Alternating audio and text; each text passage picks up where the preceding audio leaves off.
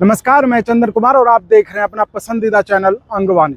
शिक्षक साथियों, मैं तो अभी आप शिक्षकों पर वीडियो नहीं बना रहा था, लेकिन आपसे जो वादा किया मैं कि भले ही आपके लिए रोज रोज सिर्फ वीडियो बनाने के लिए नहीं बनाऊंगा वीडियो, लेकिन अगर जब भी लगेगा कि आप शिक्षकों के सम्मान पर कोई हमला हुआ, आप शिक्षकों के लिए कोई परेशानी वाली बात हुई, आप शिक्षकों के साथ कोई ज्यादती होने लगी है, तो सब कुछ छोड़कर आपके साथ खड़ा रहूंगा और आपके लिए आवाज उठाऊंगा। आप तो खुद आवाज उठाते हैं, आपके उसमें साथ दूंगा मैं। और उसी वादे के अनुरूप मैं ये वीडियो आप तमाम सम्मानित शिक्षकों के लिए बना रहा हूं। इस वीडियो की जरूरत इसलिए पड़ी क्योंकि अभी जो कुछ हो रहा है शिक्षा विभाग में, जो कुछ देखने को मिल रहा है, उससे कुछ अच्छे संकेत नहीं मिल रहे हैं। पाठक ने जो अराजकता का बीज बोया था, वो अब एक विशाल वृक्ष यानी वट वृक्ष का रूप ले चुका है। हालात ये हो गए हैं कि एक अफसर दूसरे अफसर के फैसले को पलट दे रहा है बिना कुछ सोचे समझे। तो क्या ऐसा समझा जाए कि अफसरों के बीच तलवारें खिंच चुकी हैं शिक्षा विभाग में? हर कोई बिना सोचे समझे एक का फैसला पलट देने के लिए। भाई, अगर एक अफसर ने कुछ फैसला जारी किया है तो कुछ सोच समझ कर ही जारी किया होगा ना, कुछ तो दिमाग में रखकर ही उसने फैसला लिया होगा। और अब होता क्या है, एक अफसर आता है और बस बिना कुछ सोचे समझे फैसले को पलट देता है। तो ये अराजकता नहीं तो और क्या है। पाठक ने अधिकारियों को ऐसी लत लगा दी है कि हर कोई रातों रात मशहूर हो जाना चाहता है। और रही सही कसर आप सम्मानित शिक्षकों के लिए अपमानजनक शब्दों का इस्तेमाल करने वाले उन यूट्यूब चैनलों वालों ने कर दिया, और जो चैनल है वो कर दिया उन्होंने। तो अब आप देख ही रहे होंगे कैसे आजकल चैनल वाले शिक्षा विभाग में आए एक अफसर की चरण वंदना में दिन रात वीडियो बनाते हैं, दिन रात तारीफ करते हैं कि वो शिक्षक यहाँ से आए हैं, वहाँ से आए हैं और वो ये कर देंगे।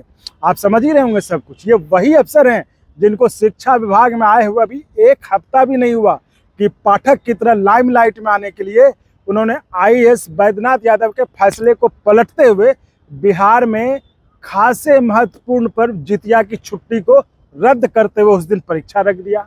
अब आप इस फैसले को क्या कहिएगा? एक तरह से तुगलकी फैसला ही तो है ये, नहीं तो और क्या है ये बड़ा गंभीर मसला है। मैं तो कहता हूं कि सरकार को भी इसे गंभीरता से देखना चाहिए कि ये फैसला आखिर अचानक से बदला क्यों गया। आपको तो याद होगा कि कैसे सरकार ने अभी शायद पिछले महीने ही एक संशोधित अवकाश तालिका जारी किया था, जिसके तहत पाठक के समय में शिक्षकों की कई छुट्टियां जो खत्म कर दी गई थी, उसे राज्य सरकार ने संशोधित अवकाश तालिका के जरिए उन सारी छुट्टियों को बहाल कर दिया था, जिसे अब फिर से शिक्षा विभाग में आए इन नए अधिकारी योगेंद्र सिंह जी ने खत्म कर दिया। जितिया की छुट्टी रद्द करते हुए पाठक को, मतलब वो पाठक के दिन समय का याद आ गया। तो ये जो संशोधित अवकाश है सरकार द्वारा जारी किया था, उसे सरकार ने विधानसभा चुनाव के पहले राज्य भर के 6.5 लाख शिक्षक कर्मचारियों को खुश करने के लिए एक सोची समझी रणनीति के तहत पाठक के द्वारा काटी गई छुट्टियों को बहाल किया था, ताकि चुनाव में नाराज शिक्षकों को बनाया जा सके, जिसकी चर्चा मैं करता रहा हूं कि सरकार का ये प्लान है। तो ऐसे में सरकार को तो चाहिए ही चाहिए, और विधानसभा में जो शिक्षकों के लिए दिखावटी उछल कूद करने वाले जो विधायक और पार्षद जो कुछ हैं, उनसे जरूर पूछना चाहिए आखिर दी हुई छुट्टी काटी क्यों गई। सवाल तो देखिए सरकार में साझेदार पार्टी से भी बनता है ना, कि जब आप विपक्ष में रहते हैं तो शिक्षक करते थकते नहीं, और आपके सत्ता में आते ही हिंदू धर्म के पर्व त्योहार मनाने पर भी आफत हो जाता है। सरकार से बाहर तो हिंदू, और सत्ता में आते ही हिंदू त्योहारों की छुट्टी रद्द कर दी जाए। आप बस टुकुर टुकुर देखते रहते, पता नहीं आपकी कौन सी मजबूरी है। तो ये शिक्षक साथियों, ये ऐसे मुद्दे हैं जिसका कि सवाल पूछना जरूरी है, और इनका जवाब देने के लिए उनको मजबूर करना भी जरूरी है कि आखिर ऐसा क्यों हुआ। जो छुट्टियां, देखिए सरकार ने संशोधित अवकाश तालिका जारी की थी, यानी कि सरकार को ये लगा होगा ना कि नहीं ये छुट्टी मिलनी चाहिए, और अगर इस अफसर ने चेंज कर दिया तो क्या किसी से पूछ के किया? अगर पूछ के किया तो फिर छुट्टी दिया क्यों था?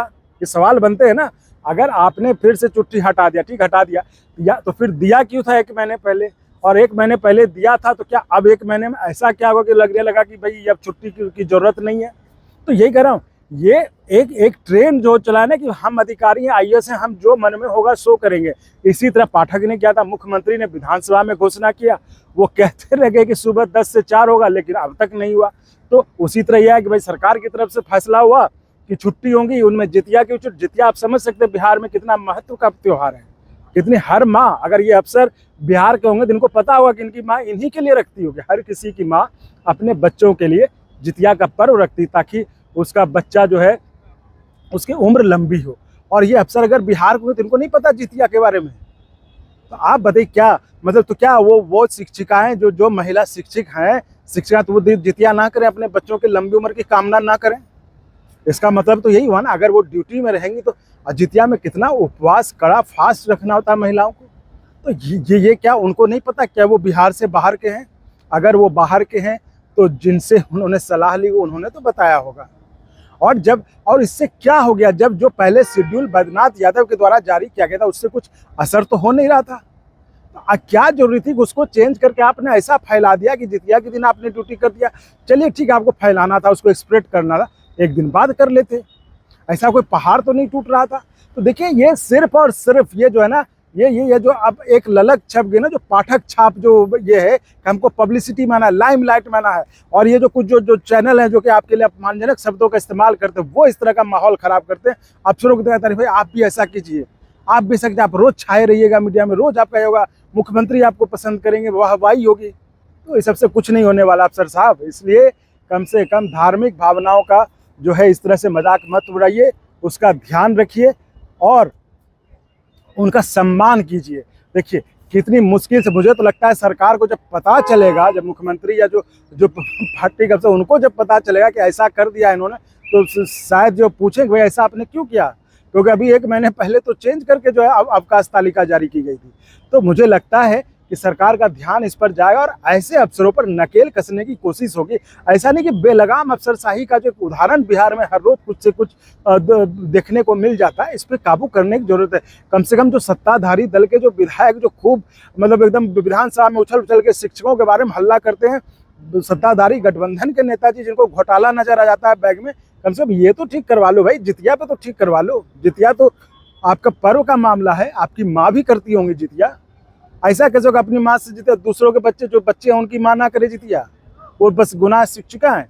तो इन सब पर मुझे लगता है सरकार और शिक्षा विभाग के अफसर ध्यान देंगे और ऐसे किसी भी तरह की जो कोशिश है कि हम लाइमलाइट में जो पब्लिक जो पाठक सिंड्रोम है उससे शिक्षा विभाग को बचा कर रखेंगे। तो शिक्षक साथियों, आज के वीडियो में इतना ही, फिर मिलेंगे कल आपके किसी और मुद्दे के साथ। तब तक आप चैनल को लाइक शेयर सब्सक्राइब करते रहिए और संभव हो तो ज्वाइन भी करें, जिससे हमें और गुणवत्तापूर्ण कंटेंट के निर्माण में मदद मिले। धन्यवाद। और अगर आपको अच्छा लगा तो एक बार और आपको मैं कहना चाहूँगा कि आप इसको प्लीज़ सब्सक्राइब और शेयर करते रहें ताकि हमारा भी मनोबल और सपोर्ट बना रहे।